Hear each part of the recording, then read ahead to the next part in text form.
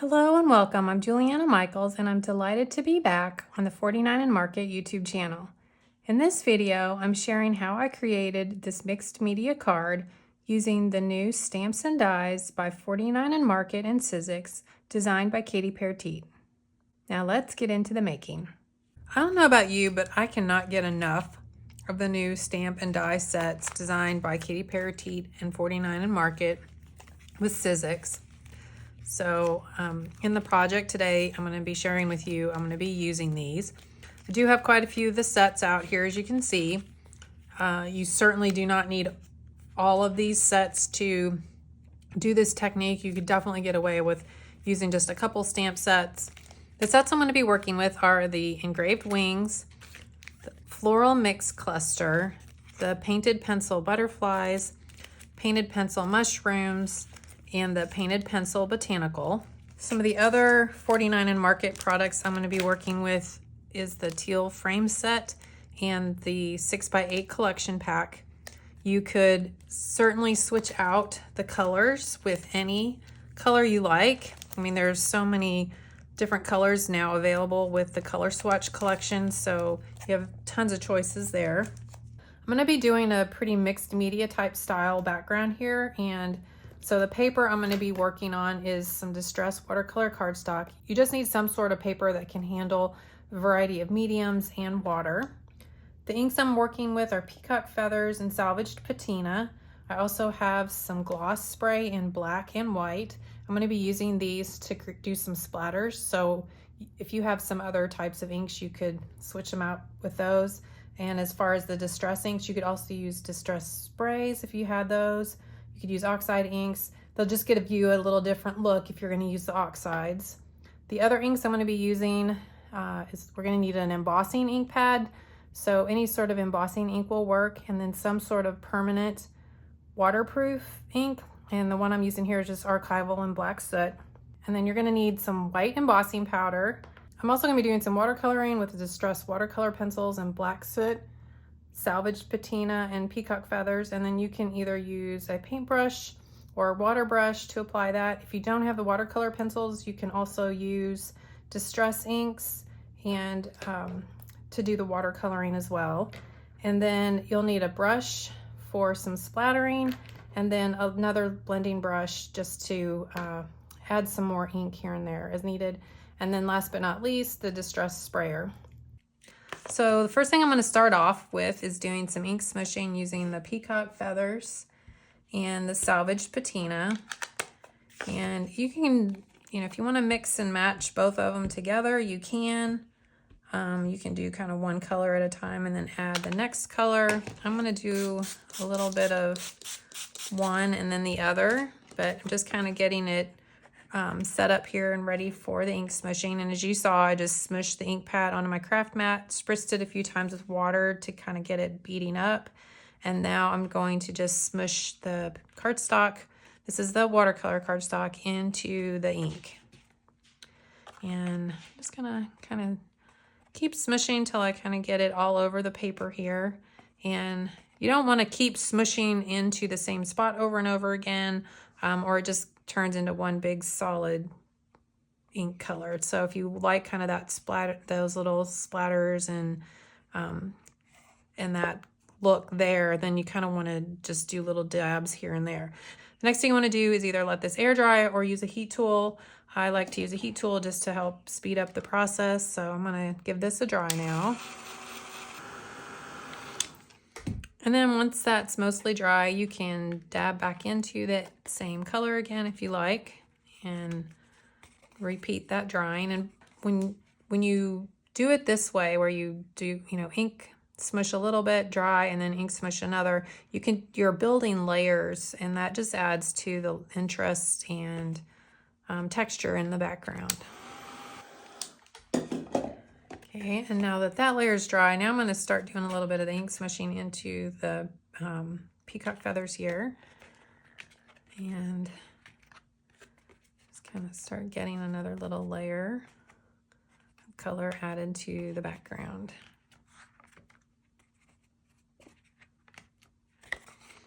And then we'll give that a dry.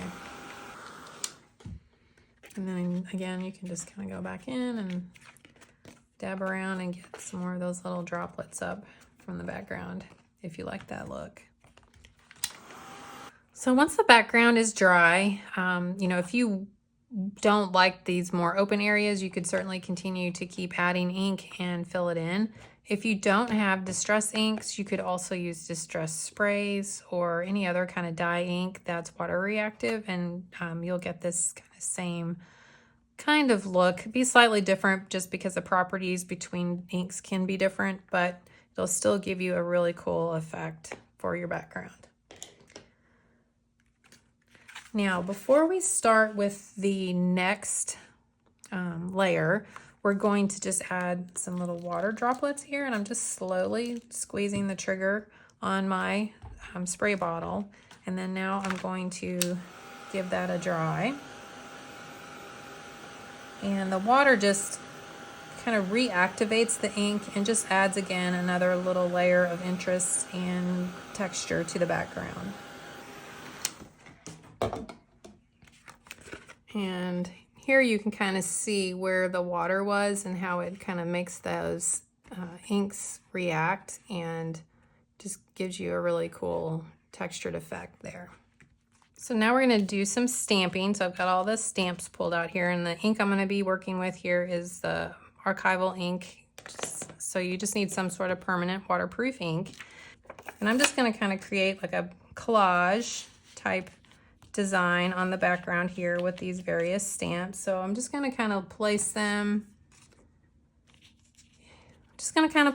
here and there across the background to create a design. And I'm going to, you know, since there's 3 of these type images, I'm going to kind of think about how I would like spread these images across the background to create kind of like my own custom pattern.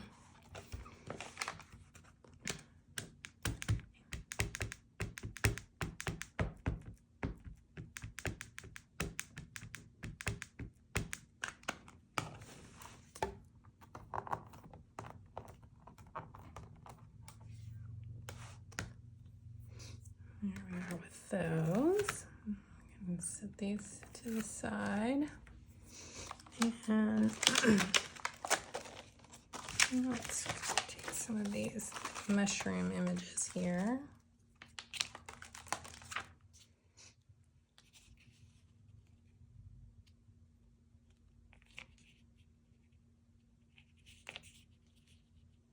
You know, and you can kind of like, you know, put them in different spots, rotate them around, and then just fill in openings if you like.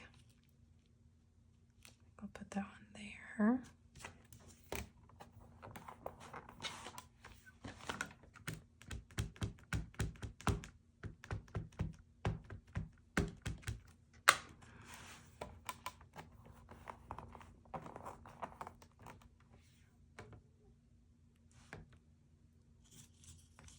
I think I'm gonna do maybe another little mushroom up here, kind of in the corner. Fill that in a little bit.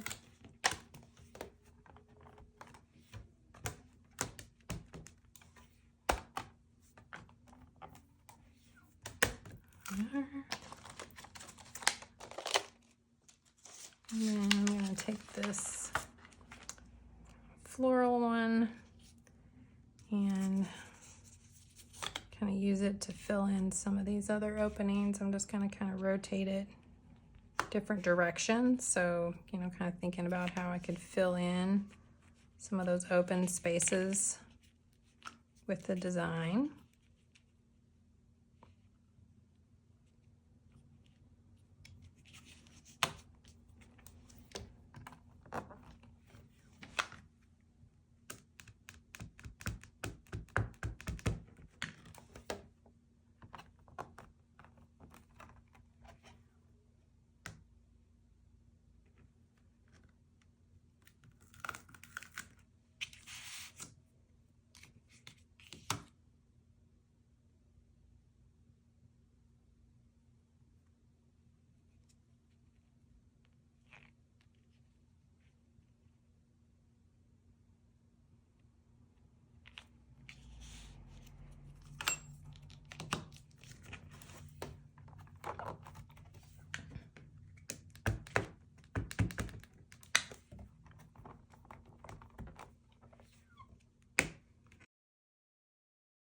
So there's not really a wrong or right way to do this. You can just kind of play around and do your own thing. Kind of fill in that, create your own pattern.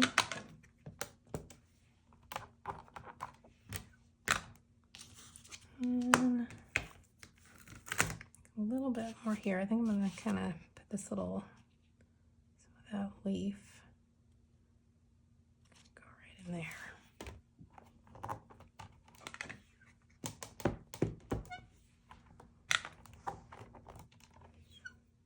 There we are. I feel like I need a little something right there, so I think I'm going to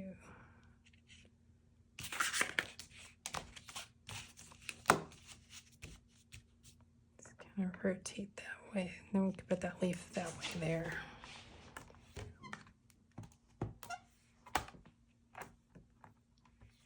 There we are. Okay.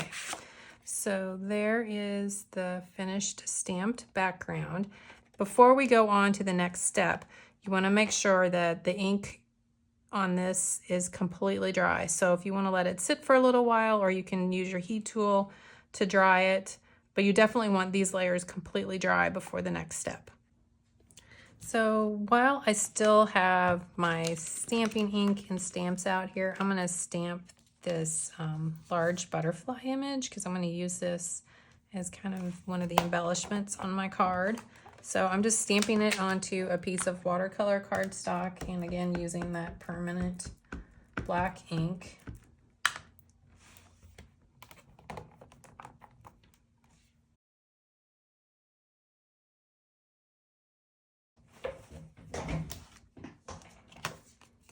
And then we'll just set that to the side and we'll do some coloring here with it.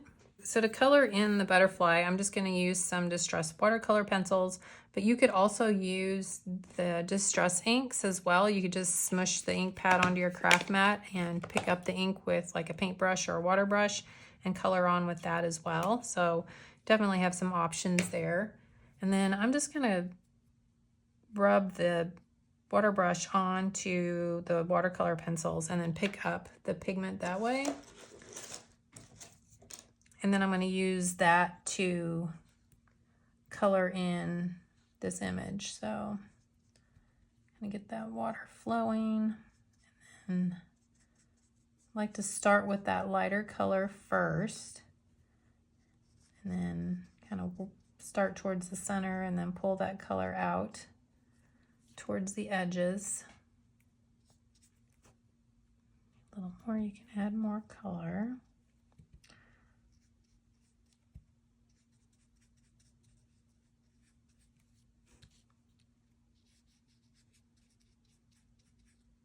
And just kind of going for a loose watercolor effect here. And now I'm going to add some of that peacock feathers just to get a little darker contrast in color here. And I'm going to add that more towards the center here.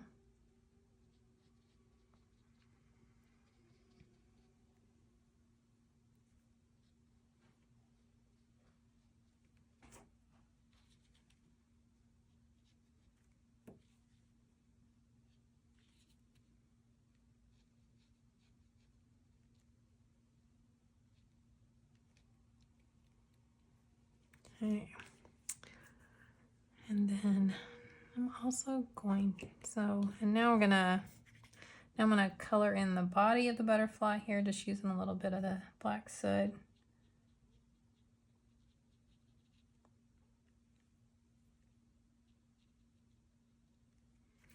And then I'm gonna dry that real quick with my heat tool just to kind of set those colors so they don't keep bleeding.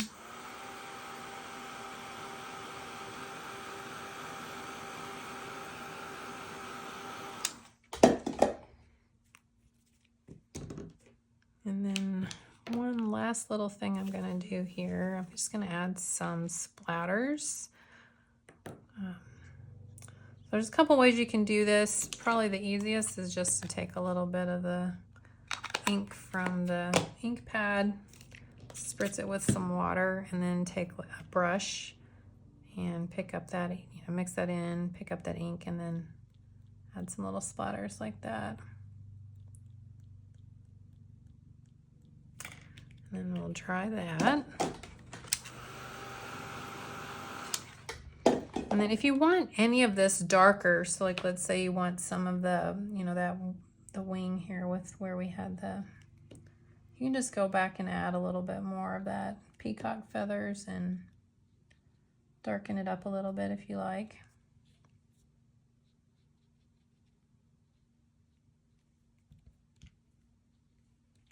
You can also do the same thing, like if you want to make the body a little darker, because adding another layer of color with watercolor will just help get it darker. So as you can see, that just added just a little more color there. And if you want more, just keep adding. I'm gonna kind of spread this out a little bit here. You can even use some of that you had on your craft mat if you like. But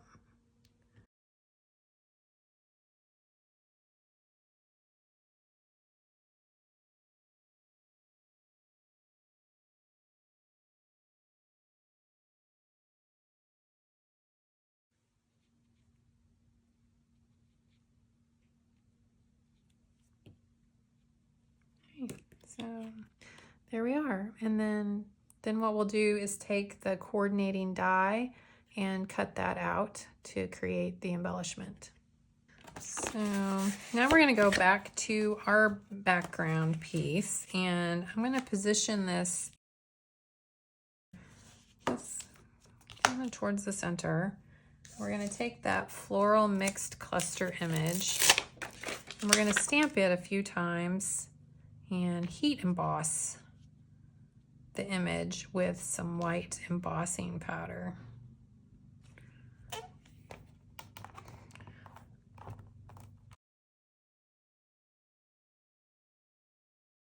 This is why you want to make sure that this layer is completely dry, because otherwise the powder could stick to other sections of the paper where you don't want it.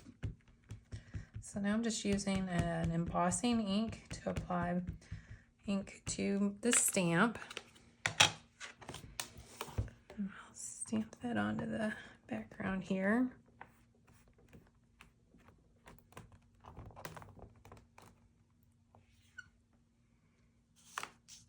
And then this is just a piece of computer printer paper.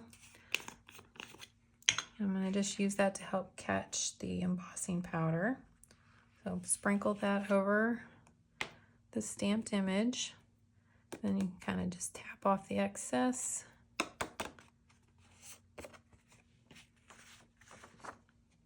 And you can easily return that then to your jar.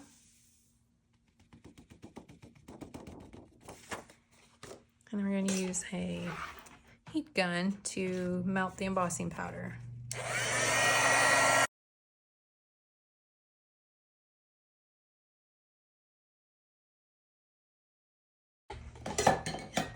And then if you like, you can kind of repeat that stamping on other areas of the background just to kind of continue that mixed media effect across the background. So I'm going to stamp that. Here, I'm going to stamp this image, part of it here, kind of in this upper corner. And then just can repeat that process with the embossing.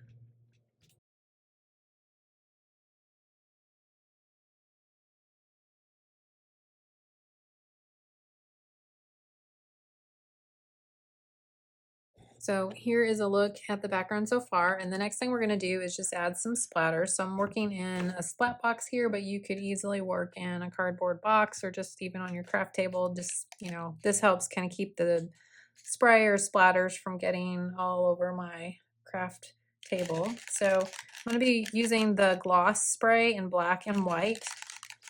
You could use one or both or neither if you so desire. And just want to make sure you shake it up well. And then you're going to just pull out the nozzle and to add the splatters. And you can kind of rotate it a little bit so that they're not all kind of going the same direction.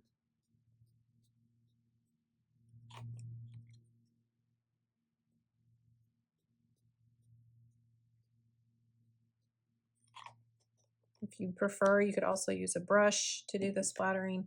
And then you're just going to let that dry completely before you do the white. And then you're just going to repeat that exact same process with the white. So one more thing I want to do here to kind of darken up this background is I'm going to do a little bit of some ink blending with the Salvage Patina and just kind of add that kind of as another layer of color, especially into some of these areas where it was lighter on the background, because I want my stamped image to stand out just a little bit more, and I think this will help with that.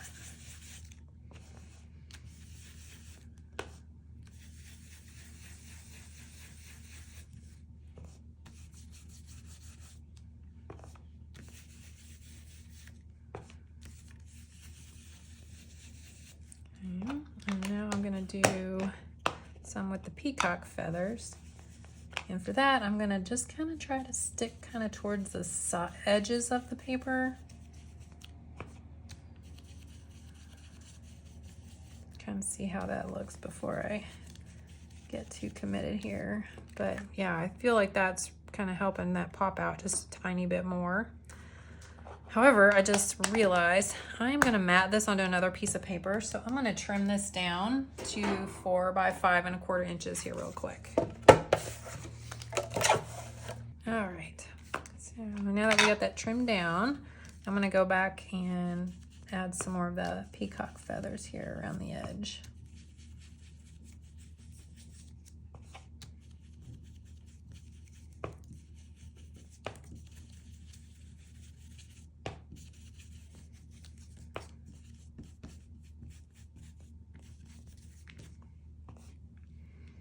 And if you want to go back in here in the center anywhere and kind of darken it up a little bit, you can. It's kind of really up to you. I'm just going to add a little bit more here to the flowers in the center. Darken that up a little bit more. And then if you want, you can also just go back over and give this another good spritz. Just add a little bit more interest that way as well, and then dry that, and the background is finished. So here is a look at the finished background that we've created. So here is a look at the finished card. To finish it off, I added some machine stitching around the outer edge, and then I adhered the background to a piece of pattern paper from the 6x8 teal color swatch collection. And then I added one of the teal frames. I added that stamped and die cut butterfly that we colored in, and then I added a sentiment. Well, I hope you enjoyed seeing how this card came together using the new stamps and dies from 49 and Market, designed by Katie Parati for Sizzix. Until next time, stay crafty, my friend.